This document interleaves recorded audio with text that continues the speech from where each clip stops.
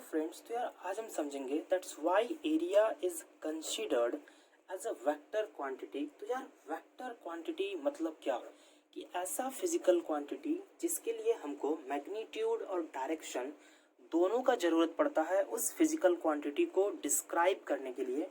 तो आखिर इस एरिया को डायरेक्शन की क्या ज़रूरत पड़ी, ठीक है, आज हम वो समझेंगे। तो इसके लिए हम एक एग्जांपल लेते हैं, ठीक है। So suppose there are some electric field lines, क्या बोल रहा हूँ कि there are some electric field lines, और suppose कि मेरे पास एक सरफेस एरिया दिया हुआ है, ठीक है, और कहा गया मुझे कि यार मेज़र करो इस सरफेस एरिया के थ्रू कितना इलेक्ट्रिक फील्ड लाइंस क्रॉस कर रहा है। तो मैं क्या करता हूँ कि सबसे पहले इस सरफेस एरिया को एकदम नॉर्मली रख देता हूँ इन इलेक्ट्रिक फील्ड्स के सामने। तो क्या हम देख पा रहे हैं 1 2 3 4 5 6 इलेक्ट्रिक फील्ड लाइंस इस सरफेस एरिया के थ्रू क्या कर रहा है, क्रॉस कर रहा है।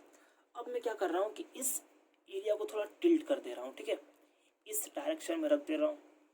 तो अब हम क्या देख पा रहे हैं कि 1 2 3 4 5 इलेक्ट्रिक फील्ड लाइंस क्रॉस कर रहा है।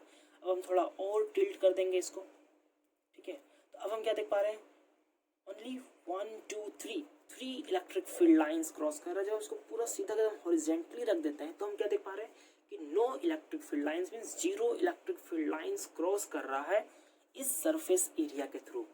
तो यार यहाँ से तुम एक चीज समझो, ठीक है, हमको एक एरिया दिया गया और सिंपली कहा गया कि यार मेजर करो कितना इलेक्ट्रिक फील्ड लाइंस क्रॉस कर रहा है। पर हम क्या देख रहे हैं, कभी 6 मेजर हो रहा है, कभी 5, कभी 3, कभी 2, कभी 1, कभी 4, कभी 0।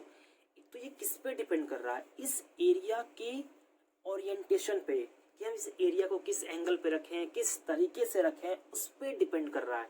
तो यहाँ से हमको ज़रूरत पड़ता है डायरेक्शन का, ठीक है, यहीं से हमको ज़रूरत पड़ता है। अब हम इस तरह से नहीं कर सकते कि उसको इस तरीके से रखो सिंपली। अगर मान लो ये तो चलो ठीक है, वर्टिकली हमने रखा है, हॉरिजेंटली रखा है, अभी इसको क्या नाम दें, इसको क्या नाम दें, कुछ समझ नहीं आ रहा, ठीक है। तो यहाँ से यार हमको ज़रूरत पड़ता है डायरेक्शन का, इस एरिया के डायरेक्शन का हम ज़रूरत पड़ता है, ठीक है। सो अब समझ में आ गया वो कि आखिर क्यों एरिया को एज अ वेक्टर क्वांटिटी हम कंसीडर करते हैं, ठीक है।